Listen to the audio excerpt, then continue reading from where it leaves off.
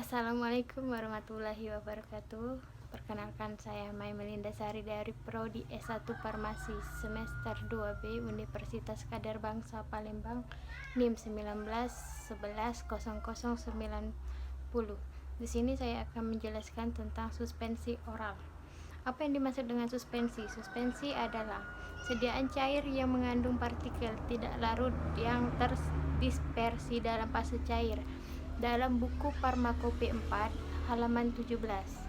Di sana kita akan mengetahui apa saja yang ada tentang suspensi. Kenapa suspensi? Beberapa alasan bahan aktif di formulasi bentuk sediaan suspensi. Beberapa orang menelan obat bentuk tablet atau kapsul. Sukar larut dalam air dalam bentuk berlarut berasa pahit lebih stabil secara kimia daripada bentuk terlarut, lebih siap secara bioavailabilitas daripada bentuk tablet atau kapsul. Hal yang harus diperhatikan dalam suspensi: kecepatan sedimentasi, reologi pembasahan serbuk, floatasi terapung, pertumbuhan kristal, pengaruh gula. Reologi: aliran dilatan, aliran plastik atau big hum bodies, aliran pseudoplastis. Pembasahan serbuk: tahapan kritis pembuatan suspensi adalah pencampuran partikel padat ke dalam pembawa, yaitu pembasahan partikel padat untuk mendapatkan dispersi yang stabil. 2. Pembasahan wetting: partikel padat adalah pengusiran udara pada permukaan partikel oleh cairan. Ketiga, untuk menurunkan tegangan permukaan bisa digunakan wetting, agen atau surfaktan. Floatasi terapung: perbedaan biji partikel padat terbasahi sebagian. Adanya adsorpsi gas pada permukaan bisa ditambahkan humektan, zat pembasa zat padat.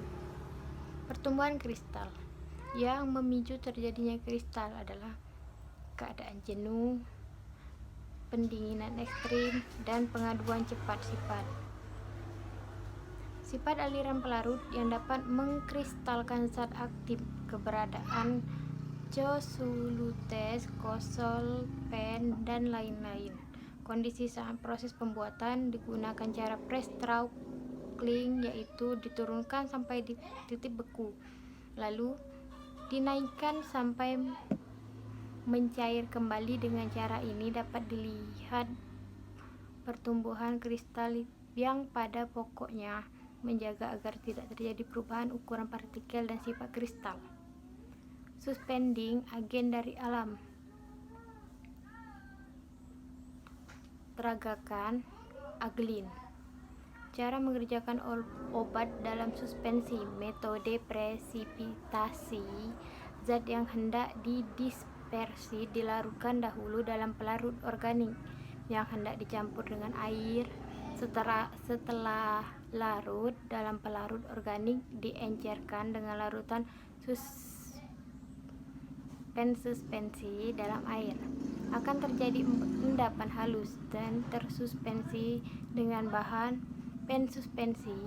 Cairan organik tersebut adalah etanol, propilenglikol, dan polietilenglikol.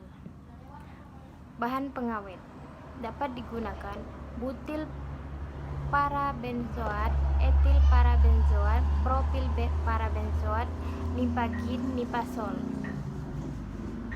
Suspending dalam agen dari alam golongan gom. A. Akasia pulpis, Gummi arabica PKA, diperoleh dari tanaman Acacia sp. Dapat larut dalam air, tidak larut etanol, mudah rusak oleh bakteri sehingga ke dalam suspensi perlu ditambahkan pengawet. B. Codrus, diperoleh dari tanaman Codrus crispus atau Gigartina mammillaria. dapat larut dalam air, tidak larut etanol.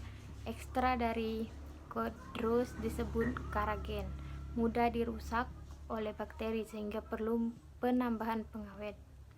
Jenis suspensi: suspensi oral, suspensi topikal, suspensi tetes telinga, suspensi optalmik, suspensi untuk injeksi, suspensi untuk injeksi terkonstitusi.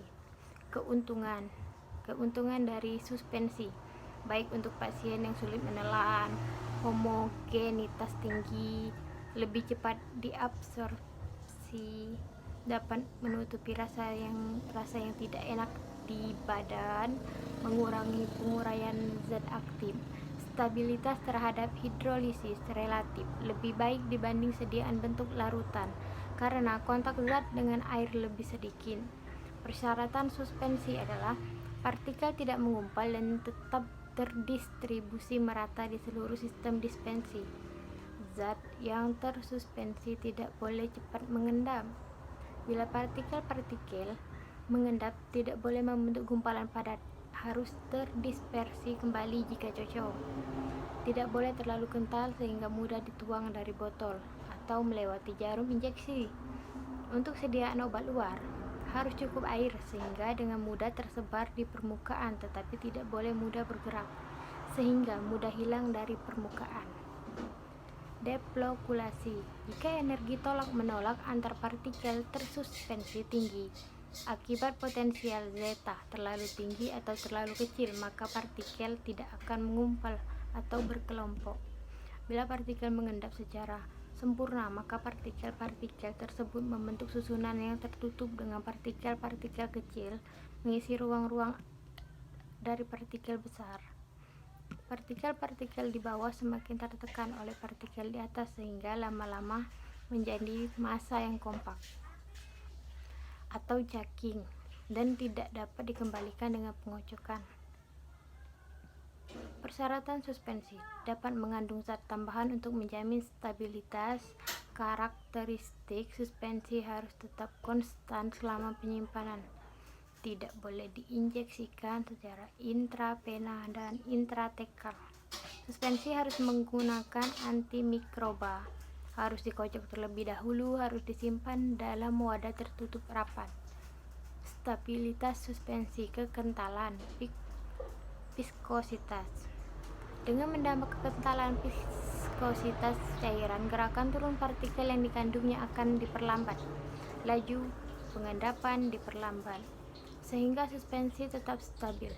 Tapi kekentalan suspensi tidak boleh terlalu tinggi agar sediaan mudah dikocok dan dituang. Kedua, jumlah partikel konsentrasi. Jika di dalam suatu ruangan terdapat partikel dalam jumlah besar, maka partikel akan sulit melakukan gerakan bebas karena sering terjadi benturan antara partikel tersebut. Benturan ini akan mengakibatkan terbentuknya endapan zat tersebut. Oleh karena itu, semakin besar konsentrasi partikel, makin besar kemungkinan terjadinya endapan partikel yang dalam waktu cepat. 3. Stabilitas suspensi. Sifat atau muatan partikel tersuspensi. Suspensi adalah suatu sistem yang secara antarmuka tidak stabil. Hal disebabkan besar luasnya permukaan partikel. Akibat ukuran partikel kecil menyebabkan meningkatnya energi bebas permukaan, kondisi tidak stabil. Dan itulah yang bisa saya jelaskan dan terima kasih.